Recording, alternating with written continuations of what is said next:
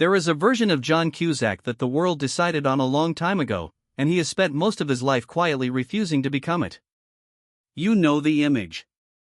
A young man standing outside in the dark, holding a boombox above his head, playing music for the woman he loves.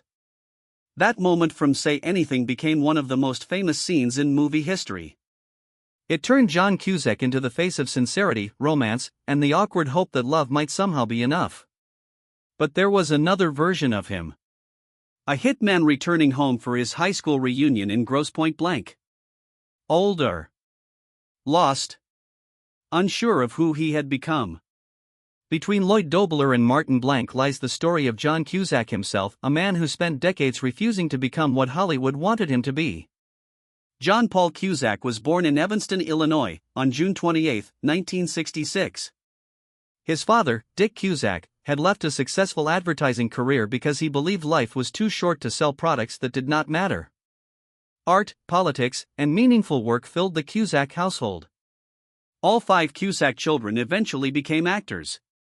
John began acting as a child, appearing in commercials and voice work before making his film debut in class at 17. He briefly attended New York University but quickly left, believing the work itself would teach him more than any classroom. The lesson his father gave him stayed with him forever: own your work, or your work will own you. Throughout the 1980s, Cusack built a reputation playing outsiders. Films like Better Off Dead, The Sure Thing, and Stand By Me showed audiences characters who were awkward, vulnerable, and deeply human. Then came Lloyd Dobler. People often remember the boombox scene as romantic, but it was really about desperation and honesty.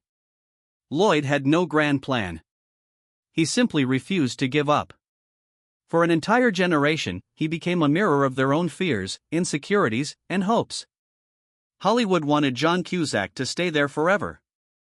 He refused. In The Grifters, he played a troubled con man trapped between dangerous relationships. In 8 Men Out, he portrayed Chicago White Sox player Buck Weaver during the Black Sox scandal. These roles were darker, more complicated, and far removed from the lovable romantic lead audiences expected. Then came Grosse Pointe Blank in 1997. Cusack co-wrote and produced the film himself. He helped assemble the cast and encouraged actors to reshape scenes and dialogue. The result was a strange, funny, and deeply personal film about a professional killer returning home and confronting the life he left behind. It became one of the most unique films of the decade. 2 years later, he found a script that nobody wanted to make. Being John Malkovich sounded impossible. A puppeteer discovers a portal into the mind of actor John Malkovich. Most studios considered it commercial suicide. Cusack loved it immediately.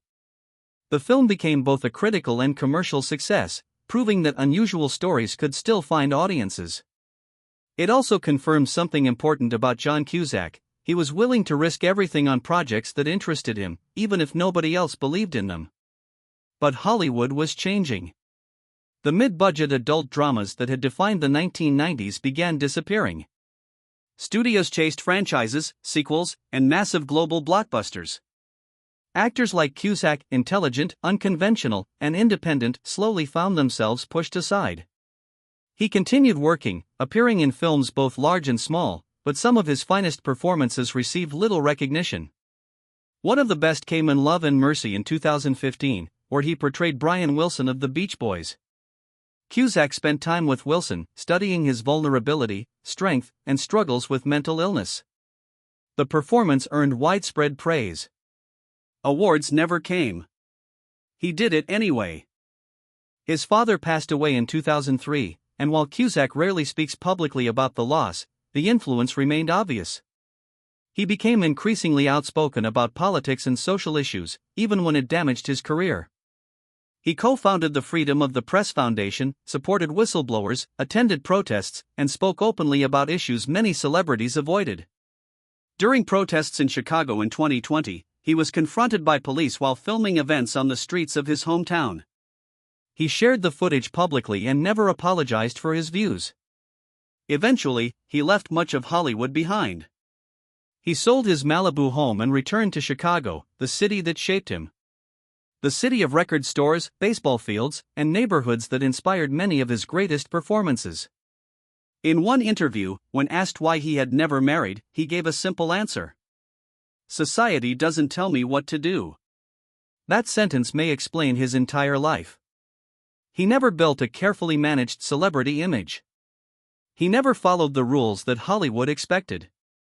He simply continued making the work that interested him. Today, John Cusack remains exactly what he has always been: independent, difficult to categorize, and unwilling to become someone else's version of success. Lloyd Dobler once said he did not want to sell anything, buy anything, or process anything as a career. 35 years later, John Cusack still seems to live by those words. Books, records, films, ideas. The things that mattered to him in the beginning still matter now.